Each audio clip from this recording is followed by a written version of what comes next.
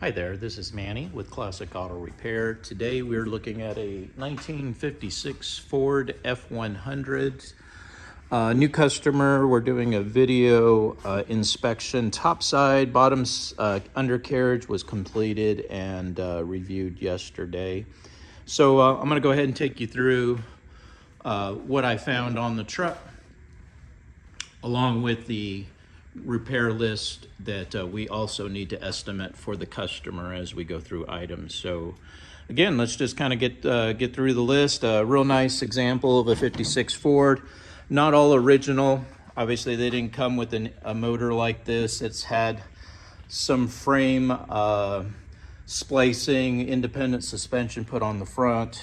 Looks like a crate motor, maybe 70s, late 60s period Mustang ignition system. I'm going to go over some of these items as I get into the details of the mechanical issues. But let me just start from the top of the page. No heater. Customer states that there's no heater on the truck as far as operation. Part of the issue is this right here. This is the heater control valve, and you can see a cable that's just kind of wound around the edge of it, and then it disappears into the cowl. This goes to a knob located out here into the dash area and operates that cable right here. The problem is it doesn't move because the cable's bad, it's faulted. So we got two options there. I can either replace this cable with another manual cable, and then I'll check the valve. The valve is probably bad, which is what caused the cable to bend, and this is no longer usable. So probably more than likely put a new control valve here. And the option is to either go back with this manual style control valve, which has a cable, or we can go with electric and use an electric driven servo motor that will also open and control this valve. We can mount the knob in the exact same location that the cable knob is located. So that's one option that we can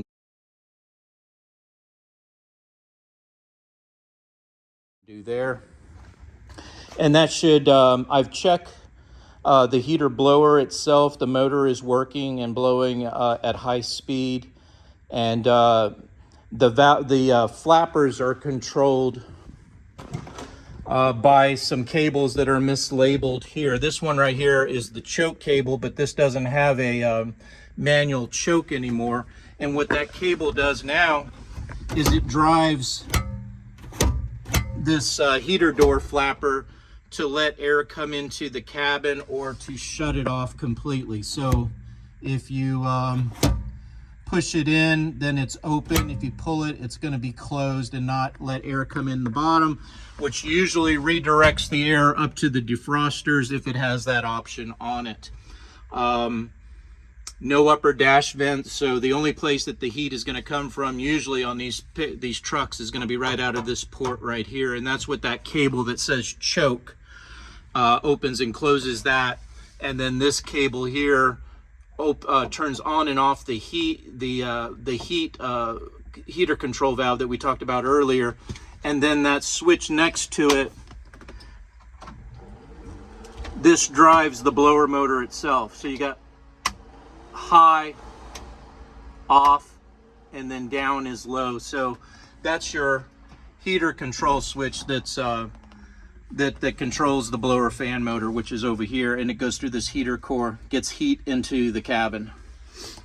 All right, so that's that situation there with the heater and your options that we have available there. Going down the list, there's a battery drain on the truck. We're just kind of in the initial inspection process. So the next step is to get approval for diagnostic time. What that means is we can only, check things that are obvious, like if a electrical problem exists, we can see the results. Maybe, for example, the dash lights don't come on, and if you turn the resistor here at the knob, it doesn't make any difference in the dash lighting, even though the headlights are coming on up front. So there's an issue there. More than likely, it's the headlight switch here, because I did get it to come on once just by opening and closing it. I did get the dash to illuminate, so that means the contact switch is probably bad here, but I would have to spend more time diagnosing it to verify my conclusion. And the situation exists the same way right now in regards to the electrical drain on the system. This has a aftermarket wire harness installed throughout the truck, and I already know things are not connected to the ignition circuit correctly, because there are items that work right now that with the key in the off position, and the off position on this key ignition is to an angle. Wherever the key pulls out is off. You turn it all the way to the left, that's accessory mode. You still have power going to items, and then off, and then this is on. You can hear the electric fan on the radiator kick up, the gauges fire up. That's your on position, and then all the way over to your right is start. It'll crank the starter. So that right there is off when you can pull the key off. You got to remember that, because if you're leaving it in the up and down position, the key is still on.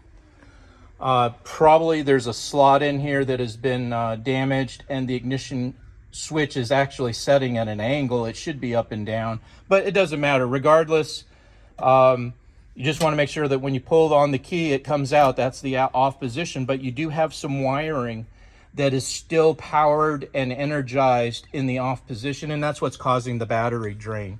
So what I'll do is, I need some time to figure out which one of these circuits or multiple circuits are under power right now that we need to remove from the all-time power and move it over to ignition only when the key is turned in the on position. There are many things here that will cause a drain, and it's a matter of spending time checking each circuit to eliminate the drain. I have a tool that will show me as soon as I find the right circuits, and then from there I can do some wiring to move those power sources to the appropriate circuit. So again, some time here to diagnose, probably like close to an hour, 3/4 of an hour, and I will put that on the estimate under diagnostic fee, so that you know that's separate from the repair. I may be able to fix it within the diagnostic fee time, or if it requires more time and parts, I can disclose that in a revised estimate, and then we can go over that as well. All right, going down the list, need to diagnose, let's see here, we got that. Tailgate, unfortunately we're not a body shop here. We no longer do paint and body work on the exterior of these vehicles. That's what's going to be needed here. It's missing. There's supposed to be a bracket that comes out here, goes, and it has a slot, and that allows for this original style tailgate to basically clip within a place where this will hook and do all of its stuff. We don't have the ability to do the appropriate welding. You would have to find the tailgate that has all the parts that are missing off of it. The rail clamps, it may be more trouble than it's worth. You may just want to, these are very similar to ones that I have installed before on these hinge plates. Obviously this was the direction they were going with this, and you may just want to, you know, maybe completely remove it, or modify, have someone modify by creating something here for you, but that's not something that we can tackle on this visit. Okay, going down the list, holes in the cab need some plugs. Well, we want to keep water and critters, dirt daubers from getting inside of here, mice, and that's going to be a little tough to get up in there. I'm going to do the best I can to see if I can have access to this hole and put a rubber plug on both of those, on both sides, so that that's sealed off as well. And I'll put an estimate to do that. Next on the list is the cowl vent. It's powered all the time. Now that's this door right here. It's your ventilation for inside of the truck. Lets a lot of air into the cabin. And on this truck, originally they had a handle underneath the dash that controlled the up and down, but this one has had a conversion electric motor installed. and the switch is over here. So if you push it, you can see the motor opening, and then you push the down position and you can see the motor. Right now it's working, and it's also working with the key in the off position. So we want to move that another item to ignition only, removing any drains or possibilities of any electrical fires as a result of some of these systems staying in the on position even when the vehicle's unattended. But that's how the cowl works. Now, I think I tested this a few days ago when it didn't work, and I don't know if that was because I had the key in a different position or if it's intermittent. Maybe there's some wiring issues with the switch. Needs a little more time to diagnose, but I do have it operating right now. We'll see if it stays. There's a lot of wiring that's loose under the dash that I would recommend going through and making sure everything is tight and strapped up so that it doesn't jiggle or vibrate loose and cause any kind of issue there. So I probably will recommend maybe some work as I'm going through fixing electrical wiring circuits. I can address some of that as well. But for right now, that's how the cowl operates on the truck. And like I said, it's we need to swap the power source to a ignition only circuit. Okay, moving down the list. Shifter rod loose, tighten or replace. We're talking about this shifter rod right here. We looked at this at the other video. You could see it from the bottom side and how this connects to the transmission, but you can see how it's kind of flopping around.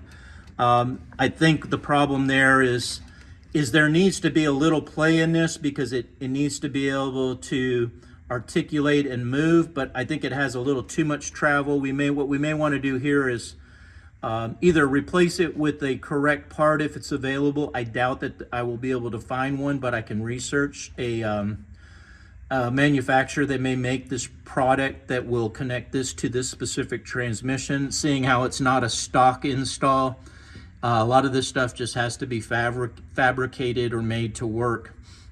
What we can do here though is maybe using some different washers, tighten up this nut, put a lock nut on top of it so it doesn't vibrate loose.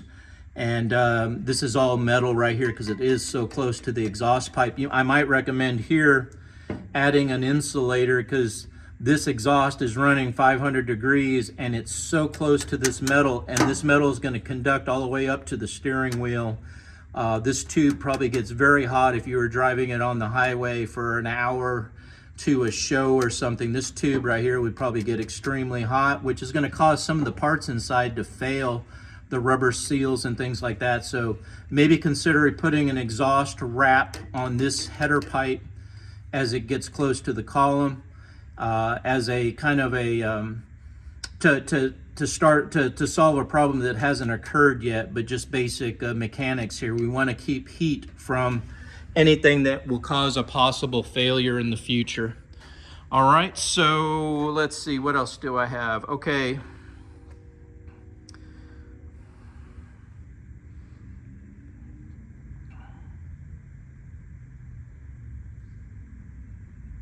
License plate light. In Texas, you have to have your license plate on the rear of the car illuminated. And this one does not have any location. You can mount them on the license plate brackets. You can get a light that way, but this one doesn't have one at this time.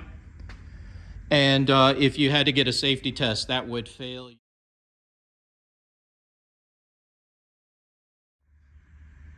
Okay, next item on the list. I show that the turn signal circuit is on with the key off. So again, another electrical circuit that is causing a battery drain. We got to make sure that's on a off circuit when the key is turned to the off position. I did check the turn signal indicators, front and back and dash, and they're all working correctly as they should. Moving down, let's see, lighting system is okay, headlights, park lights, looking good there. Left-hand door glass goes up to about this position right here and then stops. A lot of times there's something inside of here that usually these screws that connect are too long. And what happens is the screw length hits on the channel and stops the window from going all the way up. There's something in there going on. And also, I don't like how close the handle gets to the window handle and the door handle. These are normally on these trucks are facing down or straight up. This angle here kind of makes it to where you're pinching yourself as you're going up and down on both sides of the window. So maybe consider repositioning these handles so that this actually functions correctly. You got some broken glass. We tend to refer out the glass to some of our partners that do this on a regular basis so they can get you a quote on replacing this. You got some lamination occurring on the old glass. Again, it's functional, it's not broken, so it's more cosmetic as to whether you want to replace door glass, but the vent wings are available. The question would be is why did it break? You got to make sure that the latch and that the frame is in good shape to where this would, it looks pretty close here on the pillar, so there might be some issues here. Would probably want to resolve this before you put a new glass in there and cause another break.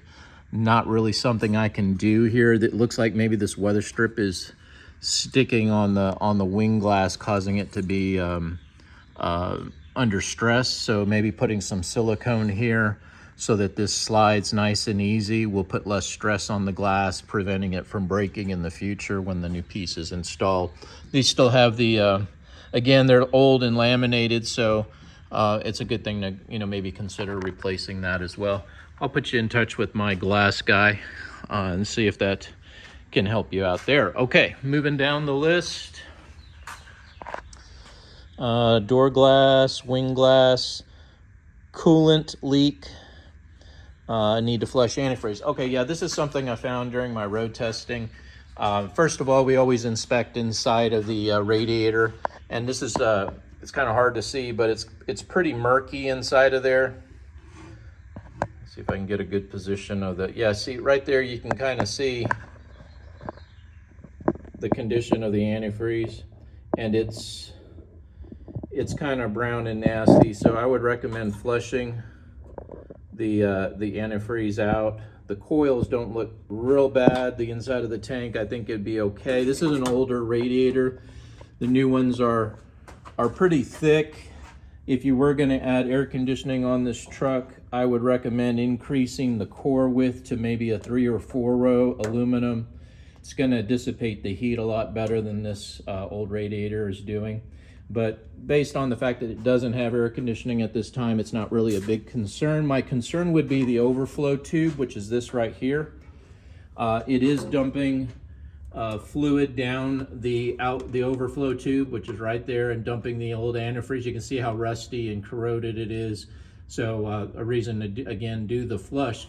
But my recommendation would be to add a overflow tank if you're going to keep this same radiator. Basically mount over here on the side a capture tank, which would take any of the overflow pressure that comes out of this. Instead of dumping it on the ground and making a mess of your engine compartment, it's connected to a hose that goes to a secondary tank to collect that fluid. And then when the radiator cools down, when the motor cools down, the fluid in the expansion tank actually goes back into the radiator, so you lose no fluid. It helps maintain it. All new cars have a overflow tank for that reason. It's a better design than what we had back in the 50s and 60s, where we just dumped it on the ground when you got a hot condition, like sitting in a drive-through or waiting for a train to pass. You're sitting there for 3 or 5 minutes. The old designs, the cars run a little hot and causes pressure, and then the overflow pressure escapes from this tube. Radiator cap look okay. I didn't see any gasket cracks or seal issues with the cap, so I don't think we need to replace that at this time. I did a test on the coolant and strength, and right now it's only rated for 10 degrees. You want it to be as strong as possible, because again, we are in Texas. You do have situations where it gets cold. Wind going through that radiator is going to be in the negative temperature degrees, so you want to make sure that you have plenty of coolant so you don't crack the engine block as a result of not having enough antifreeze in it. Might consider doing a tune-up. Filter looks a little dirty here at the fuel line. You always want to keep that clean. I did feel a miss in the moving around the truck at idle or in under load conditions in first gear as you're moving it around in a low RPM situation. I feel a vibration in the motor, and that's usually a result of one of these spark plugs being fouled or some kind of electrical issue that's causing that pulse not to get to all the cylinders.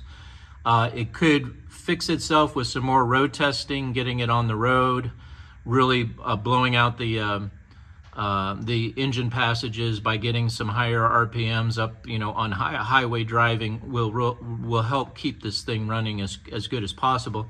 This is obviously not the motor that came in this truck originally. Someone put a crate, kind of a late model, when I say late model, probably 70s, 302 small block Ford in this with a metric transmission.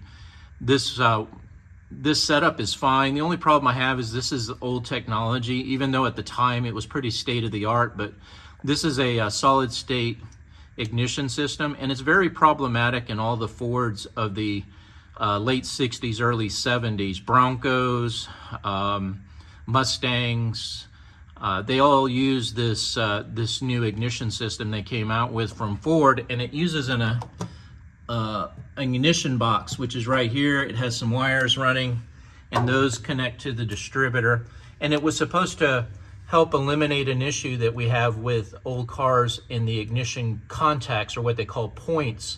It's a little metal part that gets corroded, and when you go to start your vehicle, because of the rust or corrosion buildup, the engine wouldn't start. And so the way that they figured this out was they went to a magnetic sensor that created the same spark point that you need to energize the coil and create the spark in the cylinder. This was kind of an early version of it. Today, in all late model cars, they use what's called a magnetic pickup system, and it's HEI, high energy system, and it's much more reliable and way 1,000 times better than the original contacts, but also better than this design here. Again, this is a 70s engineering. They really didn't design it as good as it could be. So one of the areas you may want to consider is even we could keep these spark plugs, swapping out this distributor with an HEI distributor, which would have the magnetic pickup. You could continue to use the same coil if this is a high performance coil. It looks to be. So really the only thing that's going to change here would be the distributor cap, the distributor housing. It comes with its new vacuum advance. Internals would all be brand new. We pull this distributor out and we put the new one in, and that will give you years of enhanced performance and reliability over the stock 70 style ignition systems. You don't need this box here. It goes away. A lot of the wiring that goes in here is not needed anymore because it's a much simpler new design. It only needs a couple of wires on it, so there's less to fail, and much better engineering. So I will put that on the estimate as a reliability improvement. Doesn't have to happen today. This is obviously, it's working. However, there may be a fault with one of the wires not sparking, and that's what that vibration that I feel in the motor right now. But it's a little early. I have to diagnose it. I have some tools I can connect to the motor that will tell me where the fault is. So again, kind of initial, just going from feel and road testing. I know there's an issue there that needs to be resolved. It's got a late model carburetor on it. Don't know how long it's been sitting there. It doesn't look brand new, just based on the appearance and the little bit of the gas stains and things that I see on it. It's got an electric choke, which is what you want for reliability. It's got the electric choke on it. I just need to make sure that it's under power. when the ignition key is on. Because of all the wiring issues, I got to really make sure that where I need power when the key is on, that I'm actually getting that. So I'll go back and check all that. It's got a new starter solenoid on it, which is right here. Wiring doesn't look bad on it. Everything looks good and tight. And this is what goes to the starter to energize and crank the motor. We talked about the starter on the other video being underneath. This is your post for, if you can see it under the wiring there, that post right there is your positive lead. If you need to jump or charge the battery, you can connect here and just hook your other wire, your negative, to some grounding source anywhere on the motor or somewhere. You just need a good ground, and that'll give you a charge point or a jump point if you need to jump the battery, because the battery is located under the cab. Not the best location for working on it. If we ever did make this thing more of a drivable vehicle by adding climate control, basically super cold air conditioning and really good heat through a all-in-one evaporator case that we installed. It's computer controlled servos, and gives you that cold air conditioning in the heat of Texas summer. You're gonna have something that's really gonna cool the cab very quickly and keep it running cool. These units look like this up here on my toolbox. This is a display unit that I use to fit the size. This is how big it is. It's really small, and these vents can be installed under the dash or in the dash, just depending on how the installation is. And we can paint them, make them look period, so it does look really nice. And this is where all your air comes out, whether it's heat or air conditioning. It's all controlled through these different tube inlets and exits. Nice thing is there's no cutting of the original metal in the truck, so we're not doing any damage to it. We actually, the air conditioning lines come out of this same hole that the original heater blower motor comes out of. All this is removed. Some parts under the dash are removed, and it makes room for the new unit to be installed. Just again, a nice upgrade for that. It's got a power brake upgrade. This didn't come originally. It's got a brake booster and a dual master cylinder, which is the safest design that they had of the period. So that in the event that you lose brakes up front, you have a reservoir in the back that can still apply brakes to the rear, so you don't lose 100% braking in the event of a failure on one of the wheels. A good design there. Definitely an upgrade and a safety that I would recommend. Looks to be in pretty good condition. I don't see any reason on my driving. The brakes were applying correctly, and I thought that they had good pressure. See a little bit of seeping right here along the motor. Looks a little wet. That's the valve cover gaskets leaking and dripping a little bit towards the motor. Probably would torque these down, these hardware nuts, to apply some more pressure to the gaskets to prevent any further leaking. The breather, this is how the engine ventilates. These are breathers. I believe the one on this side, the mechanic noted that it was leaking, and you can kind of see it right here. It's a little bit moist on where the oil is coming out of this gasket right here. So it's loose. I would recommend putting a new grommet in here if we can find one, and tighten that up a little bit so that you're not leaking there. And again, the same thing here. You can see the wetness along the side of the engine block. That's from the valve cover. The oil that's in here is coming through and leaking out. So again, tighten these up. That's usually what you do because the motor's pretty new and fresh. If it's been setting as much as most cars do, the gaskets dry out, and when you go to run them, you get a lot of oil leaking because they're just dried out. You got to get them re-wet, tighten up the hardware.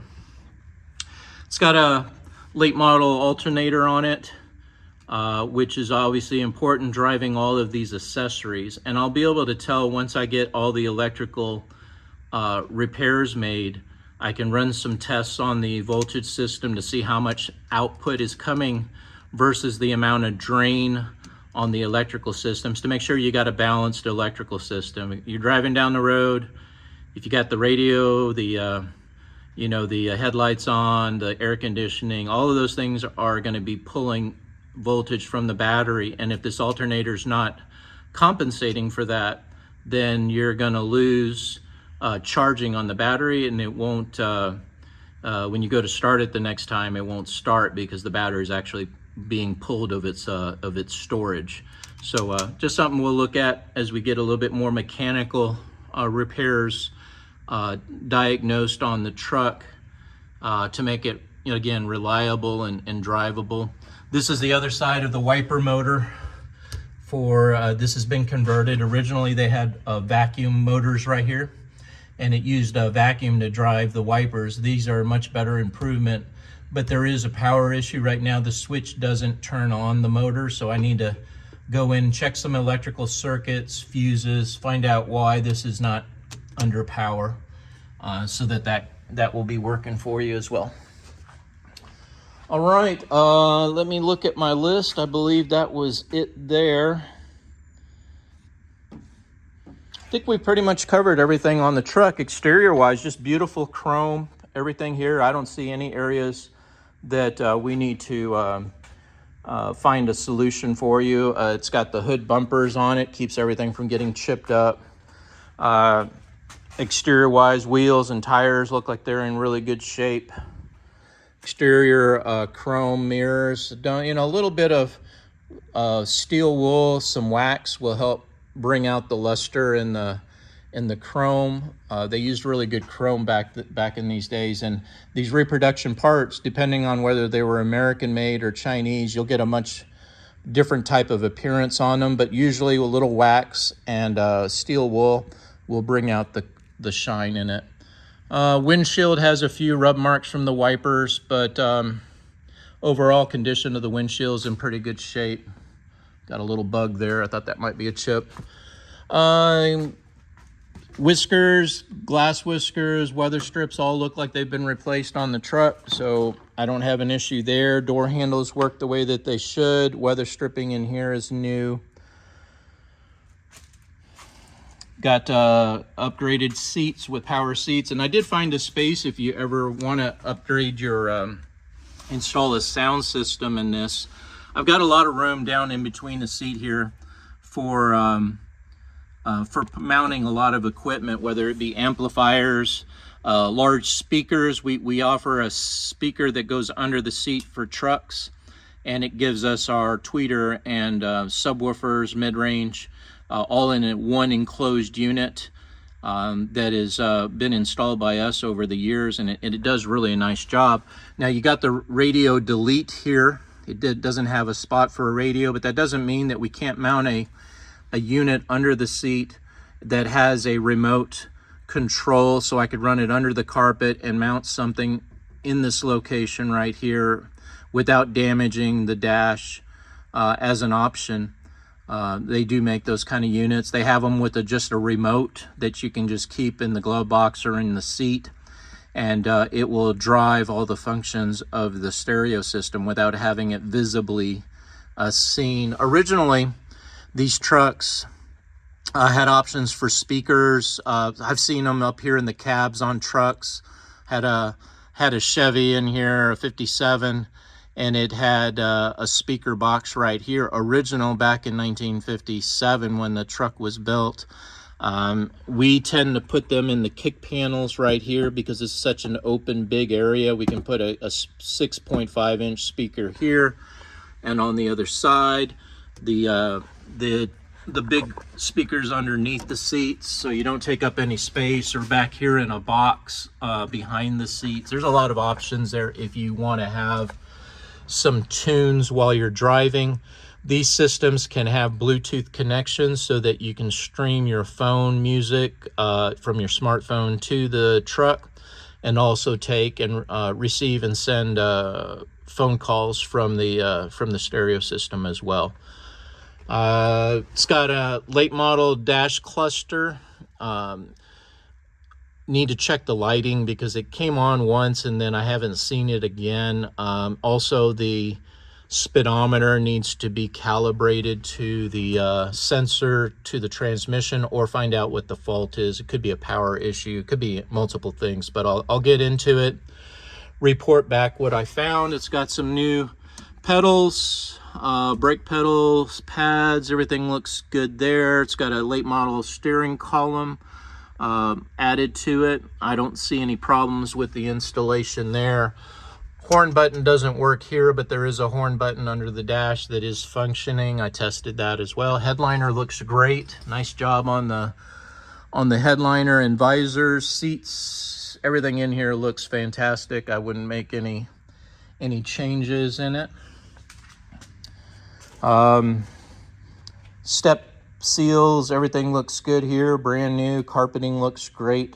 Going back towards the bed, back of the bed, no issues that I see here. It looks great, fantastic. Everything looks like it's working. It's got a late model gas tank installed on the frame, and that's the inlet for the fuel.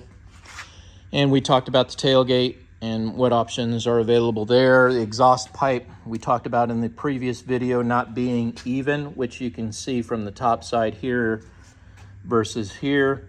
There's some tack welds that hold this pipe on. I'm going to see if I can cut those loose and move this pipe in or this one out to equalize the look and appearance of the pipes.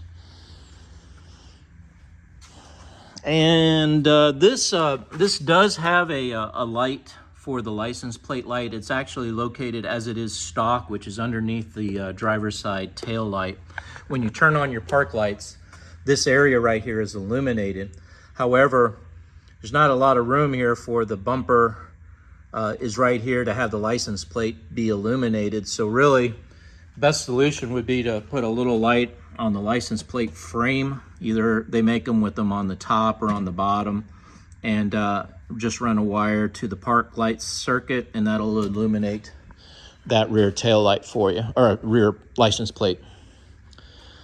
And I believe that's all I have for you right now. Again, this is kind of a fluid estimate. I've got to start with this inspection, and then as I put more miles on it, there's over 30,000 parts on this vehicle. I'm going to do my best to uncover any issues that we see, but a lot of this will be to get it to a safe and reliable vehicle. You need to make repairs and then drive the vehicle every week, at least 10 minutes, 15 minutes. Got to get it on the road, work out the bugs, and then just make a list of items that creep up during those drives. And we keep working out those issues. The truck will eventually stabilize, and you'll get something that is reliable and won't leave you on the side of the road. But there is a process, and it does take a couple of months to get to that point. So don't get frustrated as you start to get repairs done and notice new repairs surfacing. That's just, unfortunately, a process that you have to go through when you have so many mechanical parts on a vehicle. They're, whether it's a brand new vehicle or an old one like this that's been restored, you're going to have those mechanical issues, and we're going to be here to help you get those addressed and keep this truck running well and safe for yourself and for the family. This is Manny with Classic Auto Repair. Hope you enjoyed watching, and I will talk to you soon.